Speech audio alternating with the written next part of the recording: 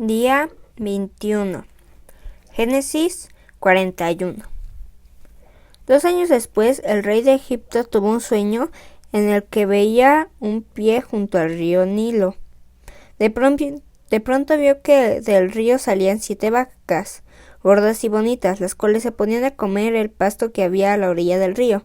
También vio salir del río a otras 7 vacas, flacas y feas, las cuales se apartaron junto a las primeras 7 vacas. Y de repente las flacas y feas se comieron a las gordas y bonitas. En ese momento el rey se despertó, pero volvió a dormirse y tuvo otro sueño. Soñó que de un mismo tallo brotaron 7 espigas verdes y llenas de trigo. Tras ellas brotaron otras 7 espigas, sin trigo y marchitadas por el viento del desierto. Y las espigas secas se tragaron a las verdes y llenas de trigo. El rey se despertó y vio que se trataba de un sueño. Sin embargo, al levantarse estaba tan preocupado que mandó llamar a todos los magos sabios de Egipto.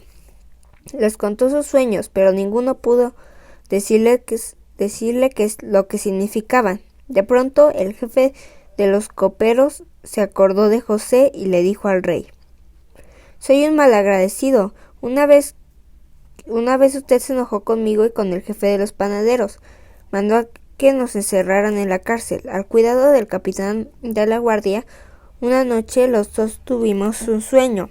Allí en la cárcel estaba con nosotros un joven hebreo que ayudaba al capitán de la guardia. Le contamos nuestros sueños y él nos dijo lo que significaban. Y dicho y hecho, a mí usted me devolvió mi cargo y al otro mandó que lo mataran. El rey mandó a llamar a José y de inmediato lo sacaron de la cárcel. Entonces José se afeitó, se cambió de ropa y luego se presentó ante el rey y el rey le dijo: «Tuve un sueño y nadie puede decirme lo que significa, pero me han dicho que en cuanto oyes un sueño sabes su significado». José le respondió: «Yo no tengo ese poder, pero Dios sí lo tiene y le dará a usted la respuesta esperada». Entonces el rey le dijo: «Resulta que en mi sueño yo estaba de pie de la orilla del río Nilo. De pronto vi que del río salían 7 vacas gordas y bonitas, las cuales se pusieron a comer pasto que había en la orilla del río. Tras ellas llegaron otras 7 vacas muy flacas y feas. Jamás vi vacas tan feas en todo Egipto. Y resulta que las vacas flacas y feas se comieron a las vacas gordas que habían salido primero. Eran tan flacas y feas esas vacas que después de comerse a las otras no se les notaba nada, seguían tan flacas como al principio. Yo desperté, pero volví a soñar y en mi sueño vi también 7 espigas verdes y llenas de trigo que brotaban de un mismo tallo. Después de ellas brotaron otras 7 espigas delgadas y marchitas, resecadas por el viento del desierto. Esas espigas delgadas se comieron a las 7 espigas llenas de trigo. Todo esto se lo he contado a los magos, pero ninguno ha podido explicármelo». José le dijo al rey: «Los 2 sueños que tuvo su majestad son solo uno. Dios le ha hecho saber a usted lo que piensa hacer. Las 7 vacas gordas son 7 años, lo mismo que las 7 espigas llenas de trigo. El sueño es uno solo. Las 7 vacas flacas y feas que salieron detrás de aquellas son también 7 años, lo mismo que las 7 espigas marchitas y resecas por el viento del desierto. Ellas significan 7 años de hambre. Dios quiere que su majestad sepa lo que él está a punto de hacer. Egipto va a tener 7 años de abundantes cosechas, pero después vendrán 7 años en que no habrá que comer. Cuando esto suceda, nadie se acordará de la abundancia que antes hubo. Habrá tanta hambre que acabará con el país». Su majestad tuvo el mismo sueño en 2 formas distintas y eso significa que Dios ha decidido hacerlo y lo va a hacer muy pronto. Yo le sugiero a su majestad que busque a alguien muy sabio e inteligente y que lo ponga a cargo del país. También le sugiero que nombre gente que se encargue de recoger la quinta parte de las cosechas durante los 7 años de abundancia. Durante los 7 años buenos que van a venir, su majestad debe darles autoridad para que junten y almacenen en las ciudades todos los alimentos de trigo. Este alimento quedará guardado para usarlo durante los 7 años de hambre que quedará en Egipto. Así el país no quedará arruinado por el hambre. El rey y sus consejeros estuvieron de acuerdo en el plan de José. Era bueno, y el rey le comentó: en ningún lado vamos a encontrar a nadie más inteligente que este joven. Por eso le dijo a José: Dios te ha dado a conocer todo eso, y eso quiere decir que no hay nadie tan sabio e inteligente como tú. Por eso, a partir de este momento, quedas a cargo de mi palacio y de todo mi pueblo. Todos en Egipto tendrán que obedecerte, solo yo tendré más poder que tú porque soy el rey. Después el rey se quitó el anillo que usaba para sellar sus cartas y se lo puso a José. Luego le ordenó que lo vistieran con ropas de lino fino y que le pusieran un collar de oro, y le pidió que lo acompañara en su carro, como su gobernador. Delante de José gritaban: ¡abran paso! Así fue como el rey puso a José a cargo de todo su país. Luego le dijo a José: aunque yo soy el rey de Egipto, nadie en este país hará nada sin tu permiso. Además, el rey le cambió el nombre a José y le puso Safenat Panea, y le dio por esposa a la hija de Potifera, sacerdote de On, la cual se llamaba Asenat. Después de eso, José comenzó a recorrer todo Egipto. José tenía 30 años cuando se despidió del rey y comenzó a viajar por todo Egipto. Durante los 7 años de abundancia en todo Egipto hubo muy buenas cosechas, así que José juntó todo el alimento que se produjo en esos 7 años y lo almacenó. En cada ciudad guardó el alimento que produjeron los campos vecinos.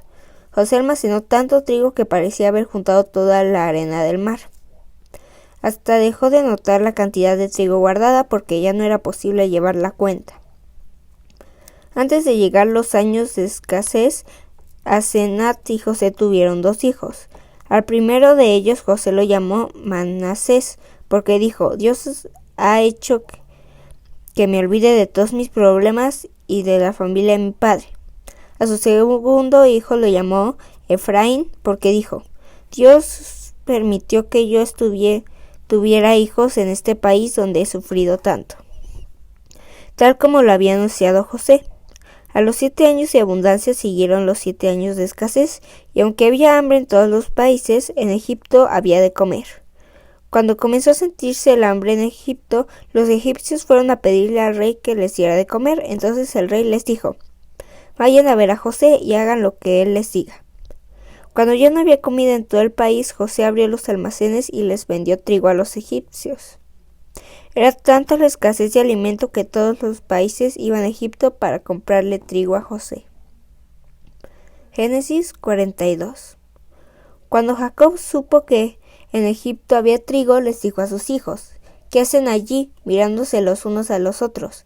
Me han dicho que en Egipto hay trigo. Si queremos seguir con vida y no morirnos de hambre, más vale que vayan allá y compren trigo para nosotros. El hambre en Canaán iba en aumento y mucha gente viajaba a Egipto para comprar trigo. Entre esa gente iban 10 hermanos de José. Jacob no dejó que Benjamín se fuera con ellos porque tenía miedo de que le sucediera alguna desgracia. Como sabemos, Benjamín era hermano de José por parte de padre y madre. Cuando los hermanos de José llegaron a Egipto, se inclinaron ante José con mucho respeto, pues él gobernaba en Egipto y era el que vendía el trigo y todo su pueblo. José reconoció a sus hermanos enseguida, pero ellos no lo reconocieron, así que los dejó creer que era egipcio, y con cara muy seria les preguntó: ¿Ustedes de dónde vienen? Ellos le respondieron: Venimos de Canaán y queremos comprar trigo. Entonces él se acordó de los sueños que había tenido acerca de ellos y les contestó: Yo creo que ustedes son espías y solo han venido a ver por dónde pueden atacarnos. Ellos se defendieron: De ninguna manera, señor. Nosotros estamos para servirle y solo hemos venido a comprar trigo. Somos gente honrada, todos hijos del mismo padre, no somos espías. José insistió: No les creo, ustedes solo han venido a ver por dónde pueden atacarnos. Ellos le respondieron: Nosotros somos 2 hermanos, todos hijos de un mismo padre. El más joven se quedó con nuestro padre en Canaán y el otro ya ha muerto. José volvió a decirles: Tal como les dije, ustedes son espías y les voy a probar que tengo la razón. Yo les juro por la vida del rey de Egipto que no van a salir de aquí hasta que traigan a su hermano menor. Vamos a ver si es cierto lo que dicen.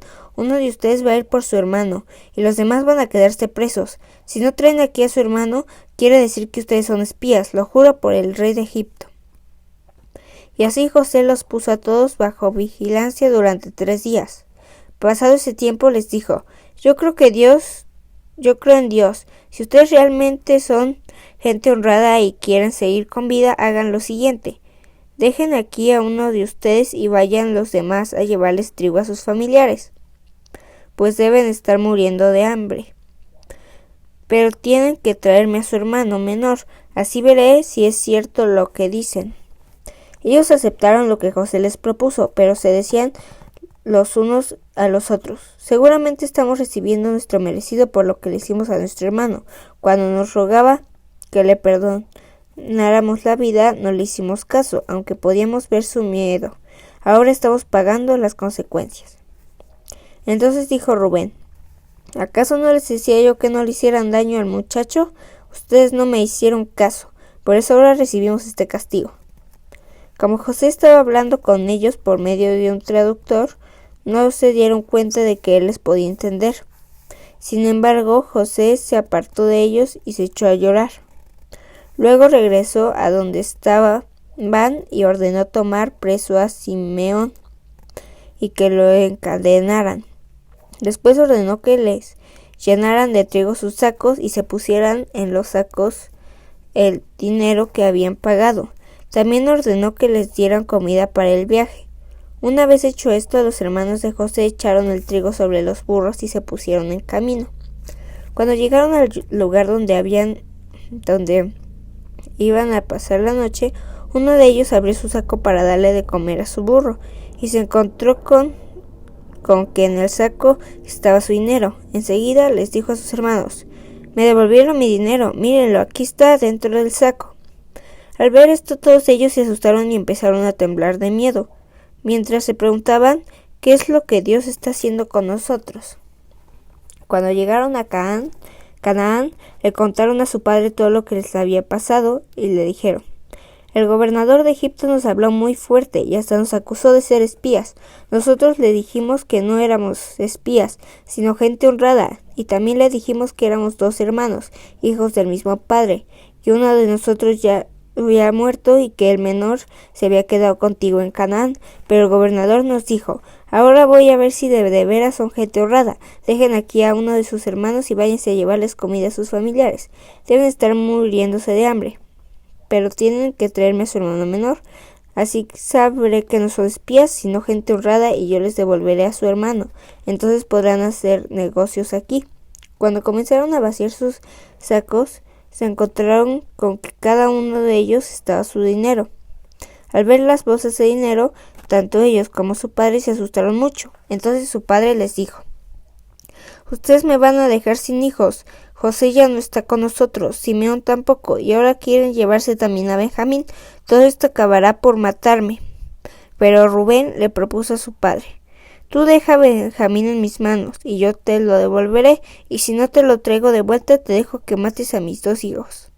Sin embargo, Jacob respondió: Mi hijo no va a ir con ustedes, ya su hermano está muerto y solo me queda él. Si algo llega a pasarle en este viaje, viviré triste por el resto de mis vidas.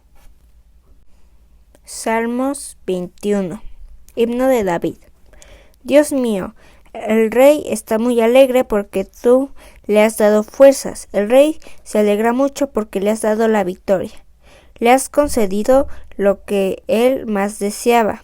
Jamás le negaste lo que él te pidió. Saliste a su encuentro con ricas bendiciones. Le pusiste en la cabeza una corona de oro fino. Te pidió que le dieras vida y lo dejaste vivir muchos años. Gracias a tu ayuda aumentó su poder. Gracias a tu ayuda aumentó su fama. Nunca dejas de bendecirlo. Tu presencia lo llena de alegría. El rey confía en tu amor y tú, Dios Altísimo, no lo dejarás fracasar. Rey mío, cuando tú te hagas presente, apresarás con tu poder a todos tus enemigos. Apresarás lo que no te quieren y a los que no te quieren y les prenderás fuego. Acabarás con ellos en todo tu enojo y en tu enojo los consumirás. Borrarás de este mundo a todos sus hijos, borrarás de esta tierra a todos sus descendientes. Tal vez quieran hacerte daño y hagan planes contra ti, pero no lograrán su propósito. Cuando los ataques, huirán por todos lados. Dios mío, muestra tu gran poder y cantaremos himnos por tus grandes victorias. Proverbios 21. En las manos de Dios los planes del rey son como un río. Toman el curso que Dios quiere darles. Todo el mundo cree hacer lo mejor, pero Dios juzga las intenciones. Más que recibir ofrendas y sacrificios, Dios prefiere que se haga justicia y que se practique la honradez. Hay 3 cosas que son pecado: ser orgulloso, creerse muy inteligente y vivir como un malvado. Cuando las cosas se piensan bien, el resultado es provechoso. Cuando se hacen a la carrera, el resultado es desastroso. Las riquezas que amontona el mentiroso se desvanecen como el humo. Son una trampa mortal. La violencia destruye a los malvados porque se niegan a hacer la justicia. Quien mal se comporta lleva una vida difícil. Quien vive honradamente lleva una vida sin problemas. Más vale vivir en un rincón del patio que dentro de un palacio con una persona peleona. El malvado solo piensa en el mal y hasta con sus amigos es malvado. Jóvenes sin experiencia, acepten el consejo de los sabios y aprendan el castigo a los malcriados. Dios es justo y sabe bien lo que piensa el malvado, por eso acaba por destruirlo.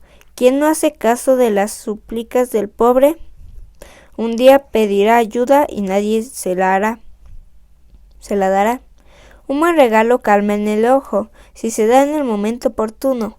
El hombre honrado es feliz cuando ve que se hace justicia, pero cómo se asusta el malvado. Quien deja de hacer lo bueno pronto terminará en la tumba. Quien solo piensa en las fiestas, en perfumes y en borracheras, se queda en la pobreza y jamás llega a rico. Los malvados y ladrones tendrán que pagar el rescate de los hombres buenos y honrados. Vale más la soledad que la vida matrimonial, con una persona agresiva y de mal genio. En casa del sabio hay riquezas y perfumes, en casa del tonto solo hay desperdicios.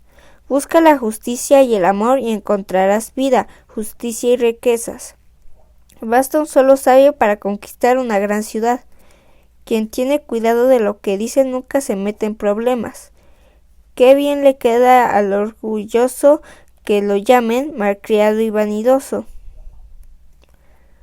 El perezoso quiere de todo, lo que no quiere es trabajar. El hombre honrado siempre da y no pide nada a cambio. Dios no soporta a los malvados que le traen ofrendas y no son sinceros. El testigo falso será destruido, pero el testigo verdadero siempre se le da de la palabra.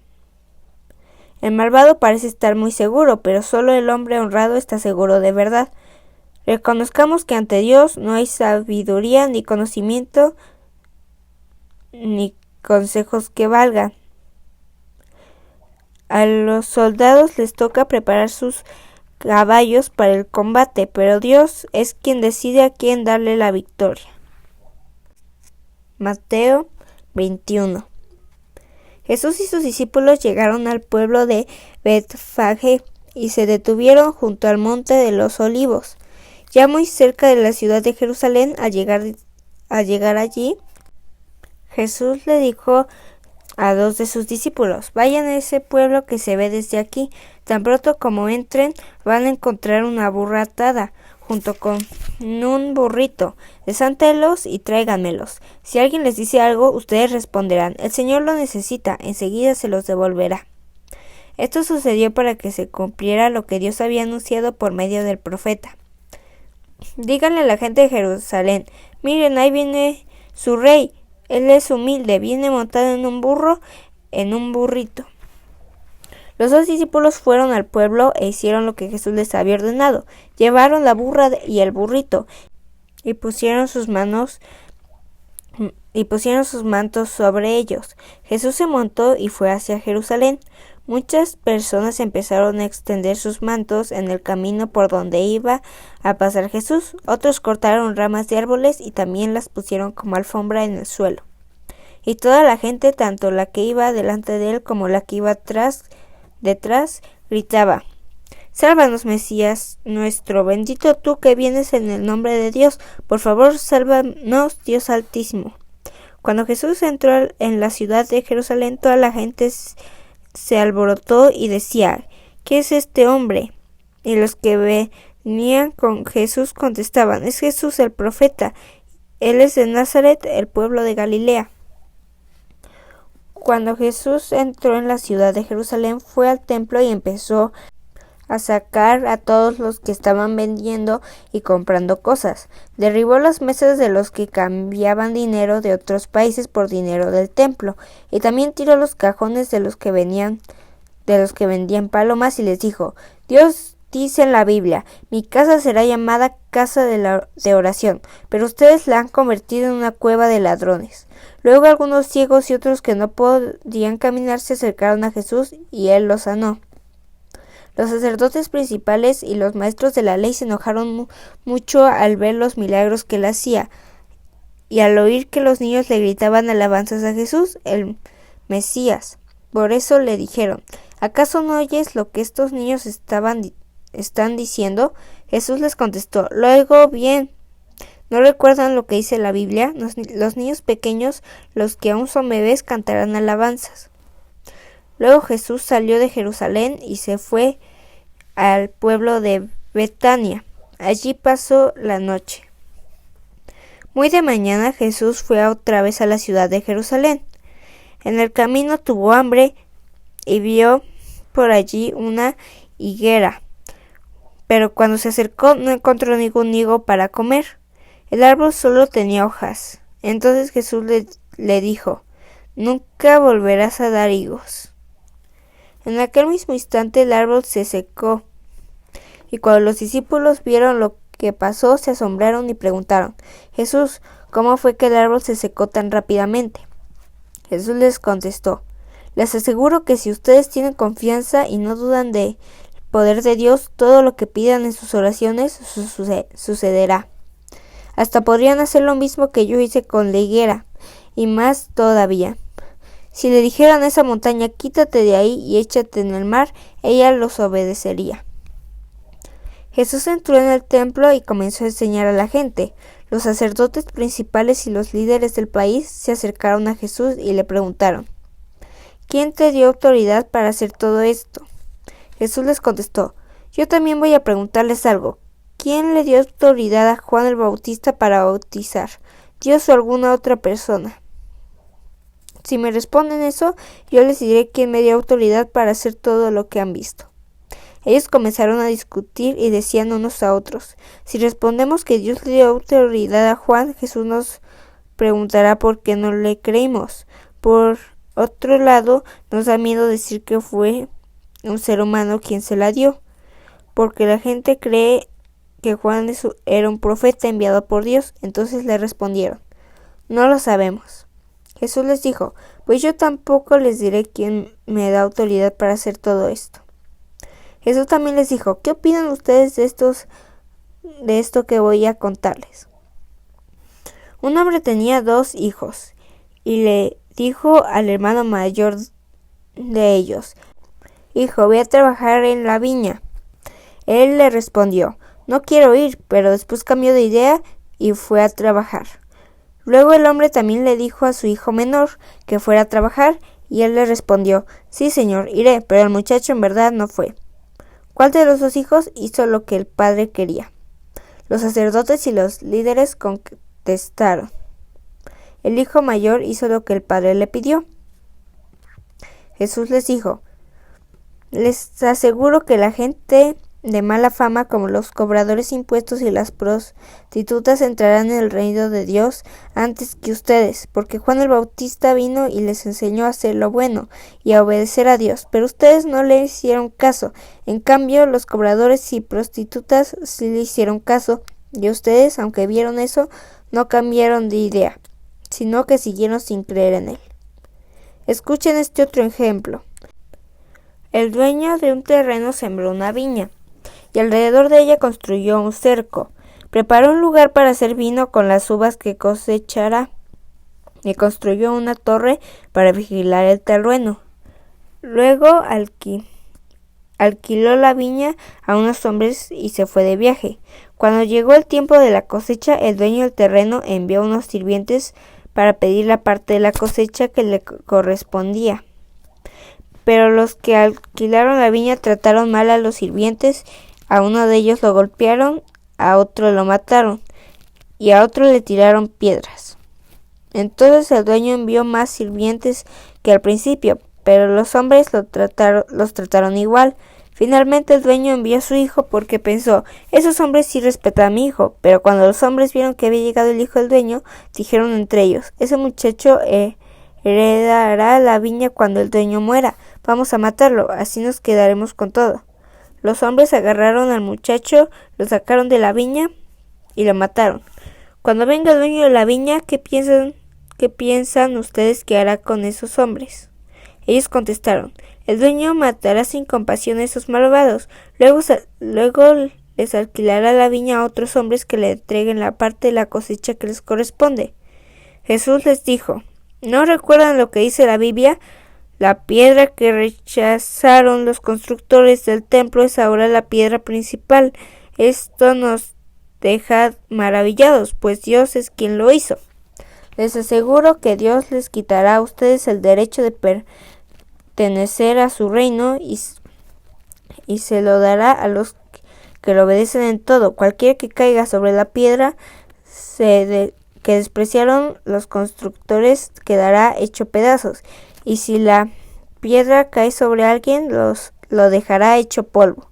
Cuando los sacerdotes principales y los fariseos escucharon estas comparaciones y ejemplos, se dieron cuenta de que Jesús hablaba de ellos.